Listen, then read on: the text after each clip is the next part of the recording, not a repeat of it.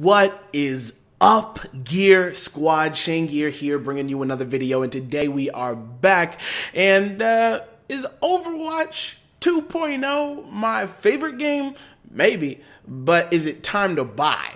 That's what we're trying to get down to, guys. This is a brand new segment called Time to Buy, and we're going to talk about a game that's already out that's been seeing some pretty big changes. So let's jump right into it.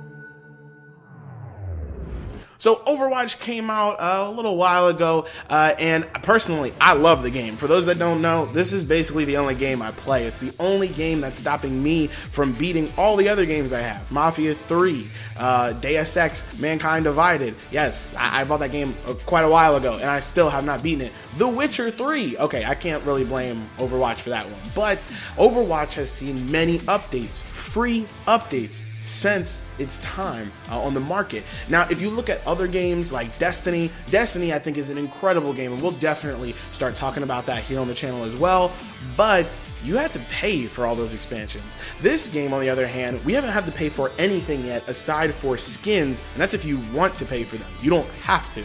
So let's talk about some of the big changes that has happened kind of over time and what we've just recently got, which what I'm calling is Overwatch 2.0. Alright, so the first thing is Sombra and Ana. These are two new heroes. Ana came out a little while ago, but Sombra is brand new. She came out on the 15th of November. Now, Ana is a new support character, and if you don't know too much about Overwatch, I'll kind of gloss over it. There are many heroes in this game. It's a hero shooter, and Ana was a brand new one, and Sombra, she's a brand new one as well. Ana, a healer, a support character, Sombra being an offensive character, and a stealthy character. She can turn invisible.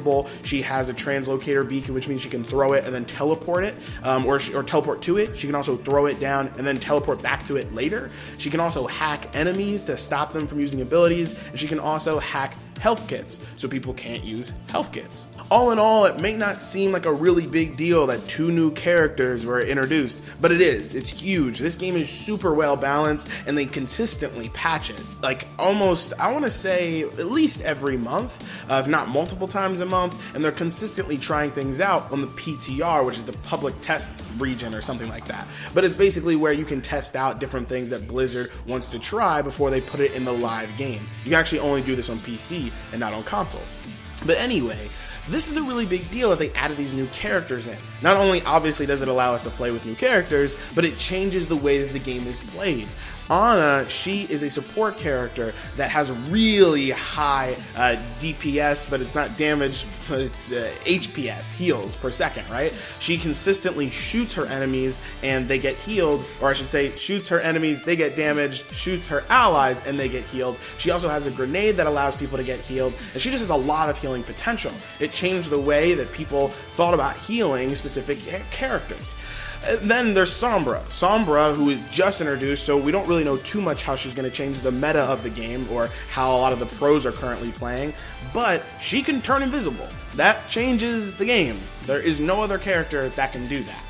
Alright, so those are the new characters that have come out since the game has started, but what about maps? Yes, there have been new maps as well. The most well-known is Eichenwald. Eichenwald is a giant castle, a huge siege castle, and it's awesome. I love the map. I think there are specific parts of it that could be patched and worked on, but it doesn't seem like they've ever actually patched a map, so they probably won't, but it's an awesome map, and it gives us a new location, and it also gives us a little bit of lore to the story as well. I'm not going to dive deep into what Eichenwald is exactly and all of the lore behind it, but having a new map is obviously huge. I mean, think about Blacklight Retribution. For those that are here on the channel from before, Blacklight Retribution, the second we added a new map, added a lot of replayability back into the game, at least for a little while. But yeah, new maps are awesome. And with some new modes, which we're about to talk to, there's another new map that adds a little bit of lore as well for the character Mei, and that's just awesome. But we're going to dive into that now that we're going to talk about the new modes. This is honestly probably the biggest change so far. One change that happened, I guess, a little earlier was that the game honestly just launched with a couple modes. And when I say a couple, I mean one. Quick play. There were brawls as well. And these were like special modes where they tried different things like, oh, only play as these types of characters, or you only have, everybody has the ultimate meter always up, or something like that. Crazy types of modes, right? But otherwise it was just quick play. Then they added competitive, and this really changed the way people play Overwatch, including myself. I played it a lot more, and I started to get really serious about it. But then they added arcade mode, and this came out with Sombra on the 15th. Arcade mode has many different modes that allow people to play just completely differently, which is awesome. The game has now hit a point where there's so many players that it doesn't matter if everyone's playing quick play or if everyone's playing competitive or if they're all playing something completely different. And I really, really, really like that. So what is in arcade mode? Arcade mode has a couple different modes, and the ones most notable pointing out is 1v1, 3v3, and no limits. There also are brawls and some other things going on, but I think the ones that are most interesting, let's start with number one, 1v1. Yes, literally official 1v1. Like, you can go with another person and just fight them. Like, you don't get to choose who you're fighting, of course, but you just get to go in and 1v1 someone. It's awesome. People in Blacklight used to say this all the time, 1v1 me, bro. Well, now you can literally just go in and show your stats. And I think that's really, really cool. The only thing is that it's random. So you actually do a couple matches, and it's all different characters. Once you can have Torbjorn, another you can have Soldier, then you can have a Genji, and then you can have a Bastion. It's so much fun, and it's a great way to actually get used to some of the characters, figure out what their strengths are, their weaknesses, especially against, obviously, the same type of character. There's also 3v3. This is honestly probably my favorite. 3 people versus 3 people, no lives, elimination, no health kits. This is so cool. Like, literally, it reminds me of Last of Us, but with Overwatch. I mean, you literally get to pick any 3 heroes, and you're trying to beat the other 3. Now, there is quite a strong meta around this right now. There are only a couple different heroes that people are picking, but I do think that in the future, they could do some patching or try some different things and hopefully really change things around. But I love that mode. It's a lot of fun. Then there's the brawls, like I had mentioned, but more importantly, no limits.